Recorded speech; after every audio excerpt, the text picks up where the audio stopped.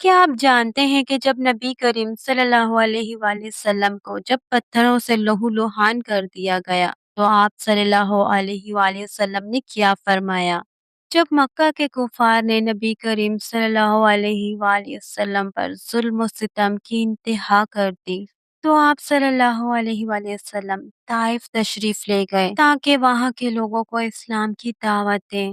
کن طائف کے لوگوں نے آپ صلی اللہ علیہ وسلم کی دعوت قبول کرنے کے بجائے آپ صلی اللہ علیہ وسلم کے پیچھے اوباش لڑکوں کو لگا دیا۔ انہوں نے آپ صلی اللہ علیہ وآلہ وسلم پر اتنا شدید پتھراؤ کیا کہ آپ صلی اللہ علیہ وآلہ وسلم کا جسم شدید زخمی ہو گیا اور آپ کے نالین مبارک خون سے بھر گئے۔ شدید تکلیف کے بعد آپ صلی اللہ علیہ وسلم نے کسی کو بددعا نہ دی اور نہ ہی انتقام کی خواہش رکھی۔ شدید تکلیف کے بعد آپ صلی اللہ علیہ وآلہ وسلم ایک باغ میں تشریف لے گئے اور وہاں آرام فرمایا۔ اسی موقع پر اللہ تعالیٰ نے حضرت جبرائیل علیہ السلام کو بھیجا اور ان کے ساتھ پہاڑوں کے فرشتے بھی حاضر ہوئے۔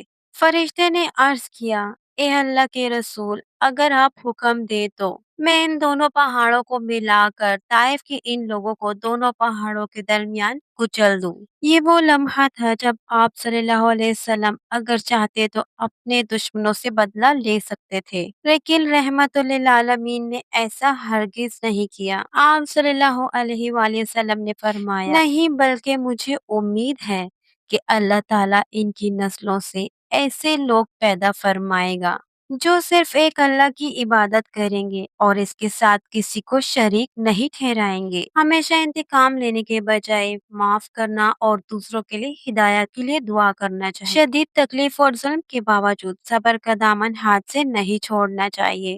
نبی کریم صلی اللہ علیہ وسلم صرف مسلمانوں کے لیے نہیں بلکہ پوری انسانیت کے لیے رحمت للعالمین بن کر آئے تھے۔ یہ وہی عظیم اخلاق تھا جس نے لاکھوں دلوں کو اسلام کی طرف مائل کیا اور مسلمان بنا دیا۔ اللہ تعالیٰ ہمیں بھی نبی کریم صلی اللہ علیہ وسلم کے اخلاق اپنانے، صبر کرنے، معاف کرنے اور دوسروں کی ہدایت کے لیے دعا کرنے کی توفیق عطا فرمائے۔